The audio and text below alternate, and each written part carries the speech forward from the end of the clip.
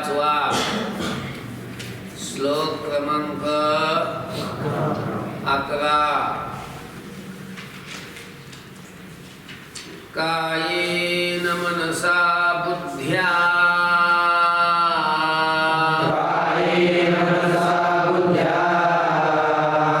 केवलैरिन्द्रियैरपि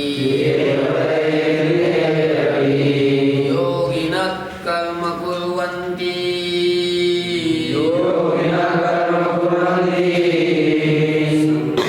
त्यक्त्वात्मशुद्धये.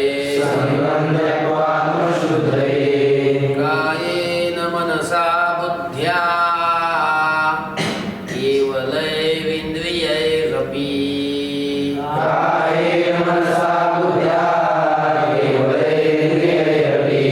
योगिनः कर्म कुर्वन्ति संगं त्यक्त्वात्मशुद्धये.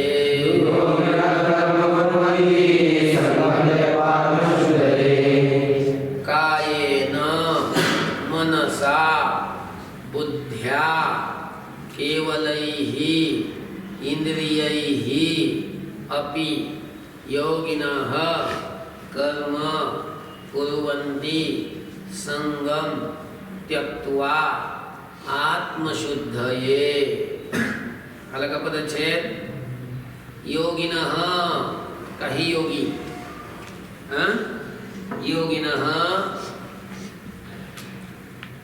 कायेन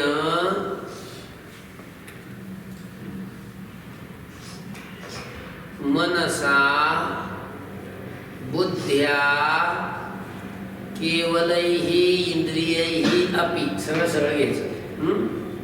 योगिनः म्हणजे योगी काही पुरुष.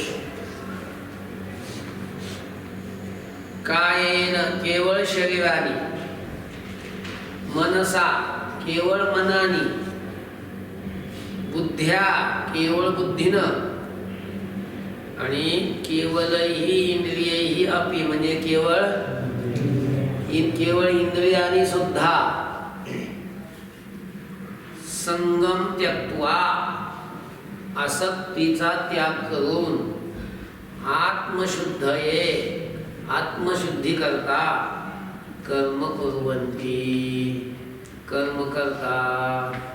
अलग लक्षामध्ये बघा, योगी पुरुष हे कायेन म्हणजे शरीरानी, मनसा म्हणजे मनानी, बुद्ध्या म्हणजे बुद्धीनं आणि केवल इंद्रिय ही अपि म्हणजे केवळ इंद्रियाने सुद्धा संगम त्यक्त्वा आसक्तीचा त्याग करून आत्मशुद्धये म्हणजे आत्मशुद्धी करता. आत्मशुद्धी म्हणजे अंतःकरण शुद्धी, अंतःकरण शुद्धी करता कर्म कुर्वन्ति कर्म करतात. कोण कोण कर्म करतात? योगी पुरुष करतात. कशाच्या द्वारा करतात? शरीरानी, मनानी, बुद्धीनं आणि केवळ इंद्रियाने सुद्धा कर्म करतात. कसं कर्म करतात? संगम त्यक्त्वा म्हणजे आसक्तीचा त्याग करून कर्म करतात. कशासाठी कर्म करतात? आत्मशुद्धीसाठी कर्म करतात. कोण? योगी. काय करतात? कर्म. कोणतं कर्म करतात?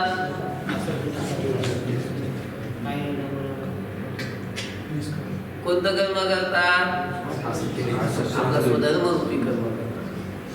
कळलं का? अजून एक सांगू श्लोक? गरज नाही. पुढचा श्लोक बघा. युक्त कर्म फलं त्यक्त्वा शान्तिमाप्नोति नैष्ठिकी. अयुक्त कामकारेण फले सक्तो निबध्यते. युक्त कर्म फलं त्यक्त्वा शान्तिमाप्नोति नैष्ठिकी.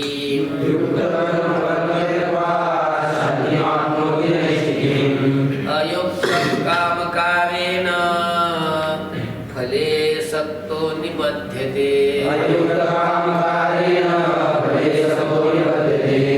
लक्षात बघा, युक्तः कर्मफलं त्यक्त्वा शान्तिम् आप्नोति नैष्ठिकीम् अयुक्तः कामकारेण फले सक्तः निबध्यते. आलं?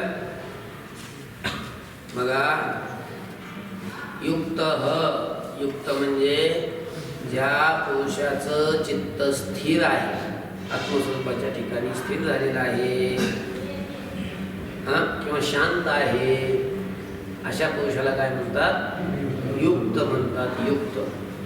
असा युक्त पुरुष कर्मफलं त्यक्त्वा, कर्मफलाचा त्याग करून नैष्ठिकीं शांतीं आप्नोति, निष्ठेच्या मार्गानं प्राप्त होणारी जी शांती, त्या शांतीला तो प्राप्त करतो. बघा, निष्ठा, निष्ठेच्या मार्गानं प्राप्त होणारी जी शांती, अशी जी शांती, त्या शांतीला तो काय करतो? प्राप्त करतो. कोण? युक्त पुरुष. युक्त म्हणजे चित्त शांत ज्याचं झालेलं आहे, मन ज्याचं शांत झालेलं आहे कर्म करून, असा तो पुरुष कर्मफलं त्यक्त्वा, कर्मफलाचा त्याग करून नैष्ठिकीं शांतीं प्राप्नोति, निष्ठेच्या मार्गाने प्राप्त होणारी शांती म्हणजेच मोक्षरूपी शांती तो काय करतो? प्राप्त करतो.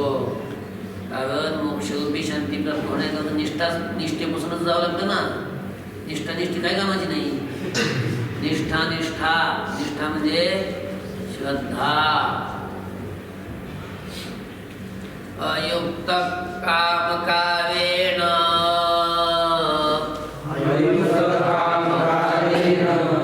अर्थ सांगायचं का नाही. अयुक्त, आता जो अयुक्त पुरुष आहे म्हणजे ज्याचं मन शांत झालेलं नाही, ज्याचं चित्त स्थिर झालेलं नाही, त्याला अयुक्त पुरुष म्हणतात. मग अशा पुरुषाच्या अंतःकरणामध्ये काम असतो आणि काम त्याला कर्म करण्यामध्ये प्रेरित करत असतो. कशामध्ये? कर्म. कामाने प्रेरित होऊन, कामकारेण, कामाने प्रेरित होऊन कर्म करतो आणि फले सक्त, फलामध्ये आसक्त होऊन निबध्यते, तो कर्मामध्ये बांधला जातो. कळलं का? कोण? अयुक्त. ज्या पुरुषाचं चित्त स्थिर नाही असा तो अयुक्त पुरुष कामकारेण, कामाने प्रेरित होऊन फले सक्त, फलामध्ये आसक्त होऊन निबध्यते, तो बांधल्या जातो, बद्ध केल्या जातो कर्मामध्ये. अजून का श्लोक सांगायचा सगळा? काय गरज नाही. सांगायचं का सगळं एकदा? बघा पूर्ण श्लोक.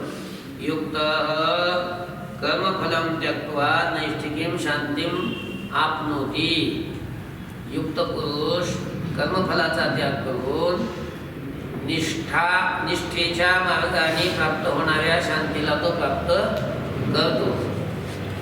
अयुक्त म्हणजे ज्याचं चित्त स्थिर नाही असा पुरुष कामकारेण, कामाने प्रेरित होऊन फले सक्त, फलामध्ये आसक्त होऊन निबद्धते, बद्ध केल्या जातो म्हणजे बांधल्या जातो. आलं? सर्व कर्माणि मनसा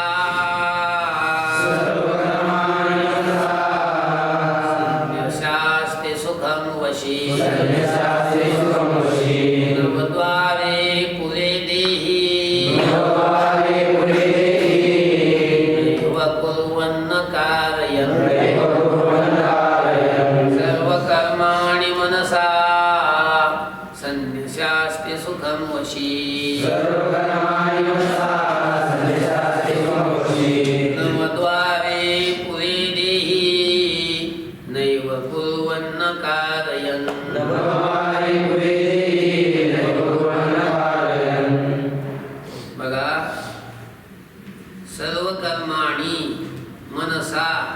संन्यस्य आस्ते सुखम वशी नवद्वारे पुरे देही न एव कुर्वन् न कारयन्.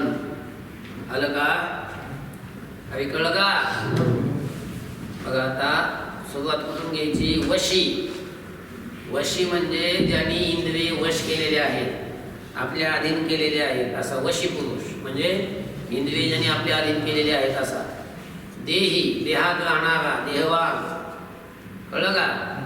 देहात जो राहतो त्याला काय म्हणतात? देही. असा देही तो पुरुष.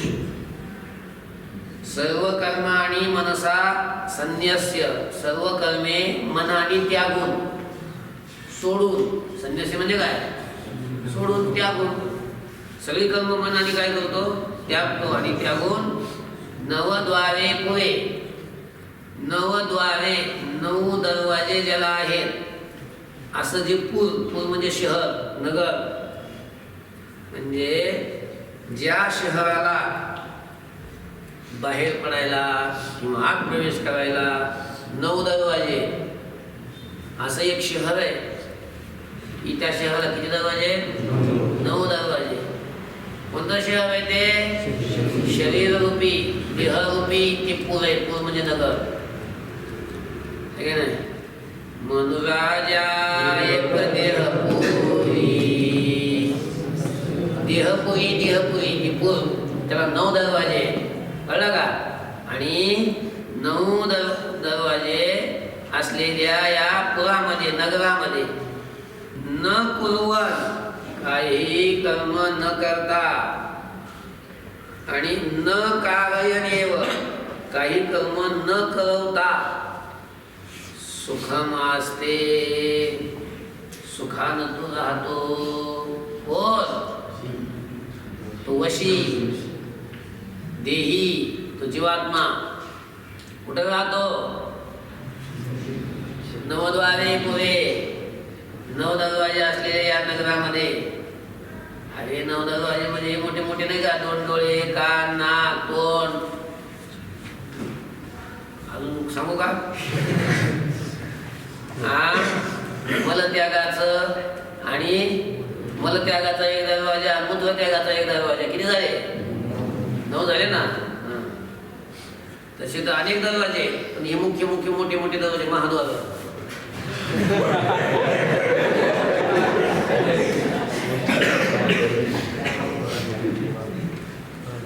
अशा या नगरामध्ये तो जीवात्मा सगळ्या कर्माचा मनाने त्याग करून काही करीत नाही, कोणाला काही करायला लावित नाही, असा काही न करता आणि काही कोणाला न करवता सुखानं राहतो या नगरामध्ये. कळलं? बघा अजून एक श्लोक सांगतो. वशी, ज्यांनी इंद्रिय आपल्या अधीन केलेले आहेत, वश केलेले आहेत, असा तो देही, देहात राहणारा तो जीवात्मा.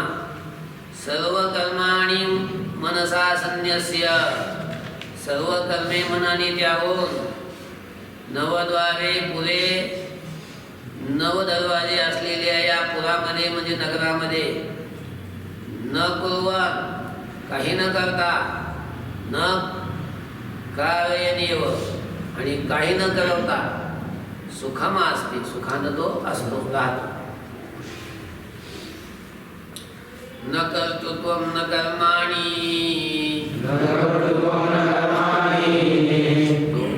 लोकस्य सृजति प्रभुः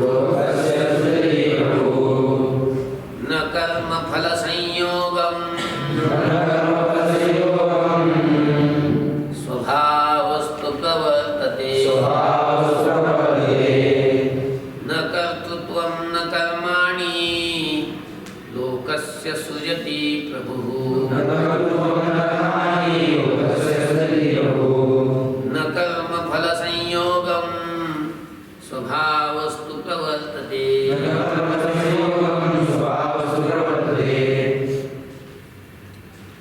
न कर्तृत्वं न कर्माणि लोकस्य सृजति प्रभुः न कर्मफल संयोगं स्वभावः तु प्रवर्तते. प्रवर्तते. बघा, प्रभू अगोदर घ्या. प्रभू म्हणजे स्वामी, म्हणजेच आत्मा. कोण? आत्मा. हा प्रभू म्हणजे आत्मा. लोकस्य कर्तृत्वं न सृजति. तो लोकाचं कर्तृत्व निर्माण करत नाही. आत्मा कर्तृत्व निर्माण करतो काय? कर्तृत्व निर्माण करत नाही. कर्माणि न सृजति. कुणाचं कर्मही तो निर्माण करत नाही. कर्मफल संयोगम न सृजति. ही सृजति लावून घेतो सगळीकडे. कर्मफलाचा संयोग सुद्धा तो काय करत नाही? निर्माण करत नाही. मग कोण करतं निर्माण सगळे? परंतु स्वभाव प्रवर्तते. स्वभावच काय होत असतो? प्रवृत्त होत असतो. स्वभाव म्हणजे प्रकृती. प्रकृती हे सगळं करण्याकरता प्रवृत्त होत असते. हे सगळं करणारी कोण असते? प्रकृती असते. प्रकृती. प्रभू जो आहे, प्रभू म्हणजे आत्मा. आत्मा कोणाचं कर्तृत्व निर्माण करत नाही, कोणाचं कर्म निर्माण करत नाही. आणि ज्यांनी एखाद्याला ते त्या फलाचा संयोग काय करत नाही? निर्माण करत नाही. आलं? तो काहीच करत नाही. कोण? आत्मा. प्रभू लोकस्य कर्तृत्वं न सृजति. प्रभू म्हणजे आत्मा. लोकस्य म्हणजे लोकाचं कर्तृत्वं न सृजति म्हणजे कर्तृत्व निर्माण करत नाही. कर्माणि न, कर्मही निर्माण करत नाही. कर्मफल संयोगम न, कर्मफलाचा संयोगही तो निर्माण करत नाही. तो परंतु स्वभाव प्रवर्तते. परंतु स्वभाव काय होत असतो? प्रवृत्त होत असतो. स्वभाव म्हणजे प्रकृती. प्रकृती ही प्रवृत्त होत असते. प्रकृतीच काय करत असते? हे सगळं निर्माण करत असते. नादत्ते कस्यचित् पापं न चैव सुकृतं विभुः अज्ञानेनावृतं ज्ञानं येन मुह्यन्ति जन्तवः. नादत्ते कस्यचित् पापं न चैव सुकृतं विभुः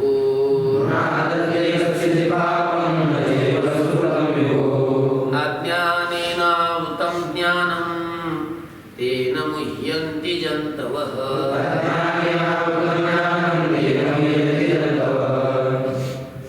न आदत्ते कस्यचित् पापं न च एव सुकृतं विभुः अज्ञानेन आवृतं ज्ञानं तेन मुह्यन्ति जन्तवः. आलं का? बघा आता विभुः. विभुः म्हणजे कोण? आत्माच. विभू म्हणजे व्यापक. व्यापक असलेला परमात्मा. तो कस्यचित् पापं न आदत्ते. पदाशी सांगितलं का? विभुः. विभुः म्हणजे परमात्मा. कस्यचित् कोणाचंही पापं पाप न आदत्ते तो स्वीकारत नाही. कोणाचंच पाप घेत नाही आपल्याकडे. परमात्मा कोणाच पाप घेत? कस्यचित् पापं न आदत्ते. तो कोणाचंही पाप काय करत नाही? घेत नाही, स्वीकारित नाही. च सुकृतं न एव.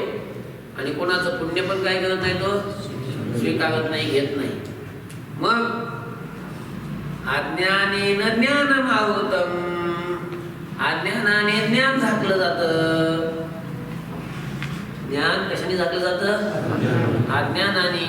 अज्ञानाने ज्ञान झाकलं जातं. तेन जंतवः मुह्यन्ति. आणि त्यामुळं सर्व जंतू, जंतू म्हणजे जीव काय होतात? मोहित होतात. आलं लक्षामध्ये? सगळे जीव काय होतात? मोहित होतात. बघा अजून एकदा. विभुः कस्यचित् पापं न आदत्ते. विभुः म्हणजे परमात्मा. कस्यचित् म्हणजे कोणाचंही पापं न आदत्ते. तो पाप घेत नाही, स्वीकारित नाही. च सुकृतम न येव, आणि तो सुकृत म्हणजे पुण्य, पुण्य सुद्धा कोणाचं तो स्वीकारित नाही, म्हणजे घेत नाही.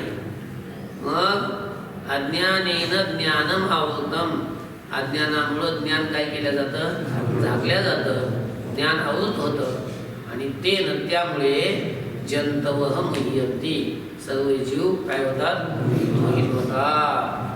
ओम शांती शांती शांती.